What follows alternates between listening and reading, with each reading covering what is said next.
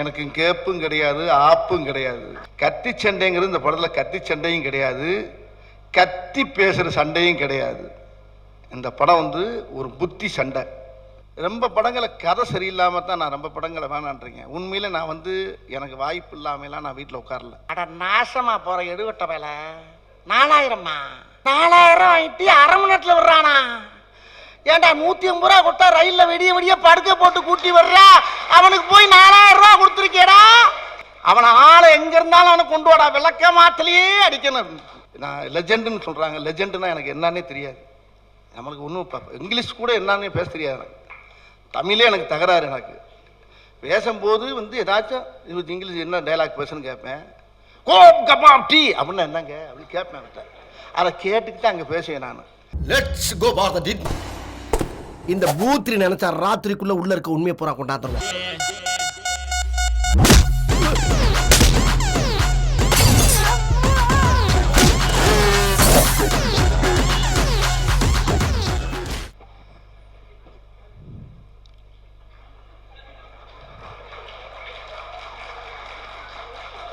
நான் என்னென்ன பேச நினைச்சேன் அவளையும் பேசி தொலைஞ்சிட்டு உட்காந்துருச்சுங்க பூரா. எதை பேசுறது தெரியல. பிறகு எனக்கு ரொம்ப சந்தோஷமா இருக்கு. எனக்கு அதாவது வந்து முதல்ல பத்திரிகை நண்பர்கள், தொலைக்காட்சி நண்பர்கள் எல்லாருக்கும் இங்கே உட்காந்துக்க பெரிய பிரம்மாக்களுக்கு பூரா என்னுடைய மனமார்ந்த நன்றியை நான் தெரிவிச்சுக்கிறேன். ரொம்ப பேர் சொன்னாங்க ரொம்ப கேப் விட்டு நீங்கள் வந்திருக்கீங்க, ரொம்ப இடைவெளிக்கு பின்னால் இப்போ வந்து நீ இந்த படம் நடிக்கிறீங்கன்னு சொன்னாங்க. சத்தியமாக எனக்கு கேப்பே கிடையாது, எனக்கு கேப்பும் கிடையாது, ஆப்பும் கிடையாது. எப்பயுமே இந்த வடிவேலுக்கு டாப்பு தான். அது காரணம் மக்களாலையும் உங்களாலையும். பங்காளி சொன்ன மாதிரி, சுராஜ் சொன்ன மாதிரி, எந்த பேப்பர் எடுத்தாலும் வாட்ஸ்அப் எடுத்தாலும் எதாக இருந்தாலும் நான் தான் ஒரு கார்ட்டூன் பொம்மையாக வர்றேன். அதில் அந்த அளவுக்கு நகைச்சுவையில் இன்னைக்கு மற்ற அரசியல் சம்பந்தப்பட்ட விஷயத்துலேருந்து எல்லா விஷயத்துலையும் என்னை சொல்லி தான் எல்லாமே இன்னைக்கு போடுறாங்க. ஆனால் உண்மையிலே இது நான் எனக்கு கிடைச்ச உழைப்பு. நான் 24 மணி நேரமும் என்னுடைய மூச்சு, என்னுடைய இது எல்லாமே வந்து சினிமாவை பற்றி தான் நினச்சிக்கிட்டு இருப்பேன் நான். ஆனால் இந்த நேரத்தில் வந்து இந்த கத்தி சண்டைங்கிற படத்தில் நடித்ததுக்கு எனக்கு ரொம்ப ரொம்ப சந்தோஷமாக இருக்குது. எனக்கு இந்த படத்தில் என்னன்னு கேட்டிங்கன்னா, எல்லாம் நினைப்போம் கத்தி சண்டைன்னு. இப்போ 2 பேர் சண்டை போட்டாங்க கத்தி எடுத்துக்கிட்டு. நான் சொல்லி ஒருத்தர் குத்திக்கிட்டு ஏதாச்சும் ஆகி போய் 108 ஆம்புலன்ஸ் வந்துட போதியா போ சொல்லும் போல் அப்படின்னு. கத்தி சண்டைங்கிறது இந்த படத்தில் கத்தி சண்டையும் கிடையாது, கத்தி பேசுகிற சண்டையும் கிடையாது.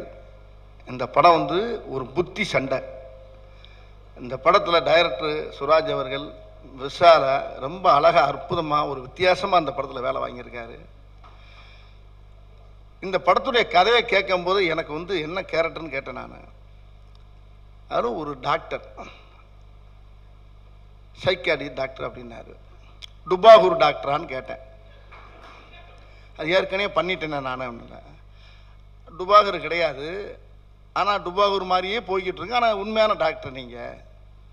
இந்த கதையில் ஒரு வித்தியாசமான கேரக்டர். இது ரொம்ப கதையை கேட்டேன் நான். கதையை ஃபோன்லேயே ஒரு 5 நிமிஷம் சொன்னார். அப்புறம் விசால்கிட்ட கேட்டேன் நான். அதை கேட்டவொடனே எனக்கு ரொம்ப பிடிச்சி போச்சு. ரொம்ப படங்களை கதை சரியில்லாமல் தான் நான் ரொம்ப படங்களை வேணான்றீங்க. உண்மையில நான் வந்து எனக்கு வாய்ப்பு இல்லாமலாம் நான் வீட்டில் உட்காரல. நிறைய இந்த கேப்பில் நிறைய கதைகளை செலக்ட் பண்ணியே கேட்டுக்கிட்டு தான் இருந்தேன் நான். அப்படி கேட்ட கதைகளில் எனக்கு பிடித்த கதை இப்போ இந்த கத்தி சண்டை. இந்த கத்தி சண்டை வந்து ஒரு அற்புதமான ஸ்கிரிப்டு. படம் பூரா மக்கள் சிரிச்சுக்கிட்டே இருக்க மாதிரியே அழகாக அந்த படத்தை ரொம்ப அற்புதமாக இயக்கியிருக்காரு சுராஜ் அவர்கள். நம்ம ஊரில் பார்த்துருப்போம், எங்கே பார்த்தாலும் வந்து வெளியில் நடக்கிறது தான் நான் அப்படியே என்ன செய்யறது, மக்கள்கிட்ட எடுத்து மக்கள்கிட்ட லேடாக சும்மா தங்க மொழிகி அப்படியே கொடுத்துருவேன் நான். ஒருத்தன் சும்மா வந்து மயக்கம் போட்டு கிடக்கிறான். உதாரணத்துக்கு மயக்கம் போட்டு கிடந்தவனை போய் நம்ம என்ன வேணும் 1,000 ரூபா சோடா வாங்கி எழுப்புறேன். அவன் எந்திரிச்ச சோறில் சப்பான்னு சல்லே சேர்த்து ஒரு 6,000. எதுக்கு என்னை எழுப்பி விட்டேன்னு கேட்டான். நீ பார்த்துப்பீங்க ஒரு படத்தில். அவன் எந்திரிச்சவன என்ன கேட்டான், அவன் வந்து நம்ம மயங்கி வந்திருக்கானேன்னு சோடாவை தூக்கி எழுப்புனா, எந்திரிச்சவன எதுக்கு என்னை எழுப்பி விட்டேன்னு கேட்டான். இல்லை நீ மயங்கி கிடக்கிறியா அதனால தான் ஏன் எழுப்பி விட்டேன்னு கேட்டேன். செருப்பு பிஞ்சு போகும். நான் 5,000 ரூபா கொடுத்து எராயின் போதையை வாங்கி நக்கிட்டு கிரகம் போய்கிட்டு இருக்கேன். ஏன்டா டேய் என்னை எழுப்பி விட்டு என் போதையை பூரா களைச்சி விட்டு மயங்கி கிடக்க நான் சொல்கிறேன்னு வம்புழுப்பான். அதை நினச்சிக்கிட்டு இன்றைக்கி மக்கள் பூராமே பாதி பேர் சில ஆளை எழுப்பவே முடியலை. உண்மையிலே அவன் சும்மா மயங்கி கிடந்தா கூட பாரு பயவுள்ள பட்ட பகல்லே போதையில் கிடக்கு அப்படின்னு. இதெல்லாம் உருப்படுமா நாசமாக ஒரு பொம்பளை மயங்கி இருந்தால் கூட இது வேறு பொம்பளை மகனும் தண்ணியை போட்டு கிடக்கிறா அப்படின்னு போகிறான். ஆனால் உண்மையிலே மயக்கத்தில் செத்தும் போயிடுறாங்க இன்றைக்கி. இதை நான் வந்து ஹியூமரை எடுத்துக்கிட்டு தான் சில படங்கள் அடிக்கிறேன். கொஞ்ச நாளைக்கு மேலே எங்கள் அப்பா தான் செத்து போச்சு. அந்த அம்மா உயிரோடு இருக்கும்போது கேட்டுச்சு, ஏப்பா வடிவேலு எதில் வந்த? ஏரோப்ளேனில் வந்துட்டா, பிளேட்டில் வந்தேன். பிளேட்டில் வந்த எவ்வளவு டிக்கெட் வாங்குறாங்க? நான் சொன்னேன் 4000 ரூபா வாங்குறாங்கத்தா அப்படின்னு. அட நாசமா போகிற எடுவட்ட வேலை 4000மா? எவ்வளோ இடத்துல கொண்டாந்து விடுறாங்க? அது எங்கள் ஊர் மதுரை கிழவியெல்லாம் அவள் தைப்பா பேசும். எவ்வளோ இடத்துல கொண்டாந்து விடுறாங்க அப்படின்னு கேட்டுச்சு. 1/2 மணி நேரத்தில் 1/2 மணி நேரத்தில் கொண்டாந்து விட்டுருவாங்கத்தா அப்படின்னு. அட நாசமா போகிறவங்களா 4000 வாங்கிட்டு 1/2 மணி நேரத்தில் விடுறானா? ஏன்டா 150 ரூபா கொடுத்தா ரயிலில் விடிய விடிய படுக்க போட்டு கூட்டி வர்றா, அவனுக்கு போய் 4000 ரூபா கொடுத்துருக்கேடா. வெட்டவை ஏமாத்திட்டாயடா, 4 பெரிய ஆளுகளை வச்சு அவனை அடித்து காசை வாங்க போடுறான்னு கிளவி. கொஞ்ச நேரம் ஒன்றுமே புரியல எனக்கு. இதை வந்து நம்ம எந்த கணக்கில் சேர்க்கறது, எந்த கணக்கில் சேர்க்கறதுனே எனக்கு தெரியல எனக்கு. ஆனால் அது லாஜிக்கோட பேசுது. 150 ரூபா கொடுத்தா விடிய விட ரயிலில் பர்த்தில் படுக்க போட்டு கூட்டி வர்றான். 4000 ரூபாயை கொடுத்து 1/2 மணி நேரத்தில் இருக்கானா அவன் எவ்வளோ பெரிய பித்தலாட்டக்காரனாக இருப்பான். அவனை ஆளை எங்கே இருந்தாலும் அவனை கொண்டு வாடா, விளக்க மாத்திலேயே அடிக்கணும். கொஞ்ச நேரம் ஒன்றுமே புரியலை. இது உண்மையிலே இந்த கிளம்பி இவ்வளோ சீரியஸ் ஆகிடுச்சு. ஆனால் அதில் அவ்வளோ ஹியூமர் இருக்குது. இப்படித்தான் சில விஷயத்தை நான் எடுத்துக்கிறது.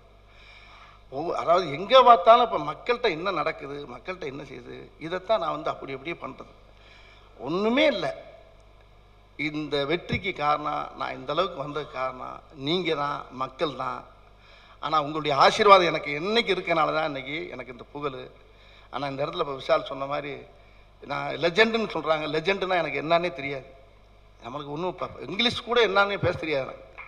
தமிழே எனக்கு தகராறு. எனக்கு பேசும்போது வந்து ஏதாச்சும் இது இங்கிலீஷ் என்ன டைலாக் பேசுன்னு கேட்பேன். கோப் கபாப் டீ அப்படின்னா என்னங்க அப்படி கேட்பேன் அவர்கிட்ட. அதை கேட்டுக்கிட்டு அங்கே பேசுவேன். நான் கொஞ்ச நேரத்தில் அர்த்தம் கேட்டால் தெரியாது எனக்கு. அந்த மாதிரி எனக்கு என் வலு எனக்கு தெரியாது, தெரியக்கூடாதுன்னு நினச்சி தான் நான் இன்ன வரைக்கும் இருக்கேன். யானைக்கு தன்னுடைய பலம் தெரிஞ்சால் அது வந்து வேறு மாதிரி ஆயிரும். ஏன்னா வந்து என்னுடைய வலு தெரியாது. ஆனால் உங்களுடைய ஆசீர்வாதம் எந்த அளவுக்கு இருக்குங்கிறது இந்த கத்திச்சண்டை மேடையில், இந்த வெற்றி விழா மேடையில், இது என்னை பொறுத்தளவுக்கு இது வெற்றி விழா மேடை தான். அந்த மேடை இது வந்து 100ஆவது நாள் மேடையாக நான் நினச்சி என் குலசாமி ஐயனார் மேலே சத்தியமாக சொல்கிறேன், இந்த படம் பெரிய வெற்றி அடையும். நல்ல ஆன்மாக்கெல்லாம் உள்ளே சேர்ந்துருக்காங்க. அது மட்டும் இல்லை, சுராஜ் அவர்கள், விஷால் அவர்கள், அண்ணன் நந்தகோபாலனை பற்றி நிறையா பேசணும். அண்ணன் வந்து அது பிறக்கும் போதே குபீர்னு பிறந்த ஒரு குபேர குழந்தை. அது குபேர பிள்ளை தான்.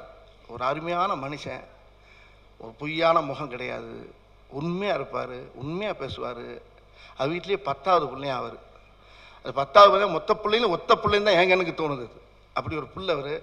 அவர் மனசுக்கே இந்த படம் பெரிய வெற்றி அடையும். இந்த படம் பெரிய வெற்றி அடைஞ்சு அவர் டிஸ்ட்ரிபியூட் சம்பாதிக்கணும், மக்கள் சந்தோஷமாக சிரிக்கணும், விஷாலுக்கு நல்ல நிறைய பேர் கிடைக்கணும். ரெண்டாவது விஷாலுக்கு சொன்ன மாதிரி விஷாலுக்கு வந்து எனக்கு வந்து இந்த படம் வந்து தரையில் வந்து படம் திமிரு அது ஹிட்டு. தரையில் பல கோடி மக்கள், ஒரு ஜனாதிபதி தேர்தல் மாதிரி நடந்துச்சு அந்த தேர்தல். பல கோடி மக்களுடைய ஆசீர்வாதத்தில் வெற்றி பெற்ற சூப்பர் டூப்பர் ஹிட் படம் நடிகர் சங்கத்தை காணவில்லை. அது 2வது படம். 3வது படம் நான் சொல்லித்தான் ஆகணும், வேறு வழியே இல்லை. 3வது படம் கட்டிச்சண்டை. அது super super super super bumper hit. இது கண்டிப்பாக நடக்கும். அது காரணம் என்னென்னா, விஷாலுடைய மனசு நல்ல மனசு, யாருக்கு எந்த துரோகம் பண்ணக்கூடிய எண்ணமெல்லாம் கிடையாது அவருக்கு. இந்த இந்த இந்த என்னைக்கு நடிகர் சங்கத்தில் அவருக்கு என்னைக்கு கால் எடுத்து வச்சாரோ அன்னையிலேருந்து இடமே பரிசுத்தமாக இருக்குது. ஏதாச்சும் நல்லது செஞ்சு தான் நான் போகணுன்னு இந்த இளைஞர் இந்த சின்ன வயசுலேயே எல்லாருமே இந்த அளவுக்கு ஒரு குரூப் சேர்ந்துருக்கிறதுக்கு எனக்கு ரொம்ப பெருமையாக இருக்குது. அந்த படத்துக்கு அப்புறம் இந்த படத்தில் நடித்தது எனக்கு ரொம்ப சந்தோஷமாக இருக்குது. இந்த படம் பெரிய வெற்றி அடையணும். இதுக்கு உங்களுடைய ஒத்துழைப்பு நிறையா வேணும். தயவு பண்ணி திருட்டு வீசியில் படம் பார்த்தோம்னா நம்ம யாருக்குமே திருடிங்க சாவகாசம் வேணாம். தயவு பண்ணி திரையில் பார்த்து இந்த படத்தை நல்லபடியாக ஓட வைக்குமா தாழ்மையோடையும் கேட்டுக்கிட்டு விடைபெறுகிறேன். சினிமாவின் பொக்கிஷம் என் மரியாதைக்குரிய அண்ணன் அன்பிற்குரியவர் அவர்களுக்கும் மற்றும் அண்ணன் விஷால் அவர்களுக்கும் வைகை புயல் வடிவேல் அவர்களுக்கும் இந்த படத்தின் தயாரிப்பாளர் நந்தகோபால் அண்ணன் அவர்களுக்கும் சுராஜ் சார் அவர்களுக்கும் ஹிப்ஹாப் தமிழ் அவர்களுக்கும் மற்றும் உள்ள பத்திரிகை நண்பர்கள் அனைவருக்கும் இந்த படத்தை வெற்றி படமாக்க வேண்டும் என்ற நல்ல நோக்கத்தோடு எங்களை வழிநடத்தி செல்கின்ற எங்கள் உயர்த்தி பார்க்கக்கூடிய பெருமை கொண்ட எங்கள் அன்பு செல்வம் அண்ணன் அவர்களுக்கு எங்கள் நன்றியை காணிக்கையாக்கி என்னுடைய நன்றியை தெரிவித்துக் கொள்கிறேன். நன்றி, வணக்கம். விழா இருந்தாலும் இது ஒரு நன்றி விழாவாக எடுத்துக்கிறேன். இந்த படத்தை நான் ஒரு சாதாரணமாக ப்ரொடியூசராக இருந்து கொஞ்சம் கொஞ்சமாக வளர்ந்து ரோமியோ ஜூலியட்டுக்கு பிறகு கத்தி சண்டையை தயாரிச்சிருக்கேன். இந்த படத்துக்கு கத்தி சண்டை தயாரிக்கிறதுக்கு மிகவும் காரணமாக இருந்த விஎஃப்எஃப் ப்ரொடக்ஷன் விஷால் சார் தான் முக்கிய காரணம். இதுக்கு உறுதுணையாக இருந்த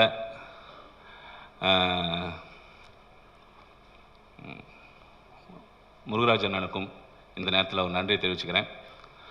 இந்த படம் வந்து ஒரு சிறப்பு அம்சமாக வருங்கிறது இந்த கதை கேட்கும்போதே எனக்கு தெரிஞ்ச ஒரு விஷயம். விஷால் சார் வந்து சுராஜ் சார்கிட்ட கதை சேர்க்க அனுப்பி வச்சார்.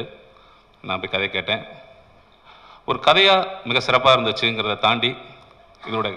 தாண்டி இதுக்கு பொருத்தமான கதை சொல்லும்போதே ஒரு ஆப்டான ஆர்டிஸ்ட்டு காம்பினேஷன் இதெல்லாம் சரியாக அமைஞ்சதுனால இந்த படம் அப்பயே ஒரு 60% வெற்றி படமாக இருக்குங்கிறது எனக்கு கான்ஃபிடென்ட் வந்துச்சு. இந்த படம் ஆரம்பிக்கும் போதே ஒரு ப்ரொடியூசராக செலவெல்லாம் சொல்லுவாங்க, ஆனால் ரியலாக ஒரு எக்ஸ்பென்சிவ் ஃபிலிம் தான் இது. அதை பற்றிலாம் கவலை இல்லை. இந்த படம் வெற்றி தான் இந்த படத்தோடைய வருமானமே. அதில் நான் மிக்க மகிழ்ச்சி அடைகிறேன். மற்றும் இந்த படத்துக்கு எனக்கு என்ன சொல்கிறது, வடிவேல் அண்ணன் வந்து ஆரம்பத்துலேருந்து ரொம்ப ஒரு ஸ்ட்ராங்காக என் கூட இருந்து ஒரு சகோதரத்துவத்தில் என்னை இந்த படம் ரொம்ப நல்லா வரனேன், நீ ரொம்ப தைரியமாக பண்ணுங்கண்ணே, சூப்பராக இருக்குண்ணே அப்படின்னு ரொம்ப கான்ஃபிடென்ட்டாகவே இருப்பார் பிகினிங்லேருந்தே. அதன்படி இந்த படமும் நல்லா வந்திருக்கு. இதை வந்து ஒரு சாதாரண விஷயம் இல்லை. இதில் வந்து சூரி சாரு, தமனா, ஜெகபதி பாபு, விஷால் சாரு எல்லாத்தையும் வச்சு ஒரு 6 ஆர்டிஸ்ட்டை வச்சு இவ்வளோ சாதாரணமாக 6 மாதத்தில் இந்த ப்ரொடக்ஷனை சாதாரணமாக பண்ண முடியாது. நான் இது வரைக்கும் 6 மாதத்தில் எந்த ப்ரொடக்ஷனும் பண்ணதில்லை. எல்லாமே 1 இயர் 8 மந்த்ஸ் ஆகிருக்கு. இதுக்கு முக்கிய காரணம் வந்து விஷால் சார் தான், முருகராஜ் அண்ணன் தான். இந்த படத்தை ஓடி விரட்டி வாங்கினாங்க. இதையெல்லாம் ரொம்ப கோஆப்ரேட் பண்ணி பொறுமையாக நிதானமாக செஞ்சு கொடுத்தவர் என்னுடைய அன்பு இயக்குனர் சுராஜ். இதை தாண்டி என்னுடைய இனிய நண்பர் ரிச்சர்ட். சுராஜ் சார் ஏற்கனவே வேகமாக இருக்காருன்னா அவர் அதுக்கு மேலே 10 மடங்கு வேகமாக இருப்பார். ஆனால் இந்த படத்தை வந்து 6 மாதத்துக்கு முடிக்கிறதுக்கும் ஒரு 75 நாள் ஷூட்டிங் முடிக்கிறதுக்கு மிக முக்கியமாக காரணமாக இருந்தவர் ரிச்சர்டு. இந்த ரிச்சர்டுக்கு நான் இந்த நேரத்தில் ரொம்ப தேங்க்ஸ் சொல்லிக்கிறேன். அப்புறம் புதிய நண்பர் என்னுடைய உமேஷ். இந்த படத்து மூலிமா ஒரு மிகச்சிறந்த ஆர்ட் டைரக்டர். ஒரு ஆர்ட் டிபார்ட்மெண்ட்டு அப்படின்னாவே நான் உளுந்தடித்து ஓடிடுவேன். எனக்கு வந்து ரொம்ப என்ன சொல்கிறது, பயங்கர க்ரியேட்டிவிட்டி இருக்கும். ஆனால் அந்த க்ரியேட்டிவிட்டி வந்து ஒரு 50 லட்ச ரூபாவில் பண்ணுறோம்னா ஒரு நியாயமாக அது ஒரு 30 லட்ச ரூபாவில் முடிச்சிருவார். அந்தளவுக்கு ஒரு நேர்மையான ஆர்ட் டைரக்டர் இந்த தமிழ் சினிமாவில் நிரந்தரமாக இருப்பாருங்கிற சந்தேகம். எல்லாத்தையும் சொல்லிட்டேன்னு நினைக்கிறேன். ஏதாவது மிஸ் பண்ணியிருந்தா மன்னிச்சுங்க. ரொம்ப தேங்க்ஸு. இந்த படம் வெற்றி படமாக இருக்கும். நான் இந்த மேடையில் பேசுகிறத மகிழ்ச்சியை விட இந்த படத்தோட வெற்றி விழா மேடையில் பேசுகிறதுல நான் ரொம்ப மகிழ்ச்சி அடைப்பேங்கிறத நான் திரும்பவும் சொல்லிக்கிறேன். எல்லாத்துக்கும் ரொம்ப நன்றி. விஷாலை வச்சு படம் பண்ணால் ஒரு சந்தோஷமான விஷயம். திருட்டு விசிடி வராது. மற்றவங்க படத்துக்கே திருட்டு விசிடிக்கு இப்படி ஓடுறாரு, அவர் படத்துக்கு 24 மணி நேரமாக ஓடுவாருன்னு சொல்லிட்டு அந்த ஒரு தைரியம். சரி, எல்லாரும் கேட்டால் பரவாயில்லன்னா ஒரு நாள் எங்கள் வீட்டிலே கேட்க ஆரம்பிச்சிட்டாங்க, ஏங்க உங்கள் படத்தில் கதையே இல்லையா அப்படின்னு. பயங்கர கோபம் வந்துருச்சு. கதை பண்ணிடலாம் சொல்லிட்டு உட்காந்து கதையெல்லாம் பண்ணி ஷூட்டிங் போயிட்டு வந்து பார்க்குறேன் படம் காமெடியாக தான் இருக்குது. பங்காளிங்க வா, ஏன் ஒரு கெட்டப் பிடிச்சிட்டேன் அப்படின்னு 12 மணிக்கு. சரி ஓகே அப்படின்னு சொல்லிட்டு கிளம்பி போனேன். அந்த பூத்திரி கெட்டப்பில் இருக்கார். பூத்திரி மாதிரி அப்படி நிற்கிறார், எப்படி பங்காளின்ட்டு.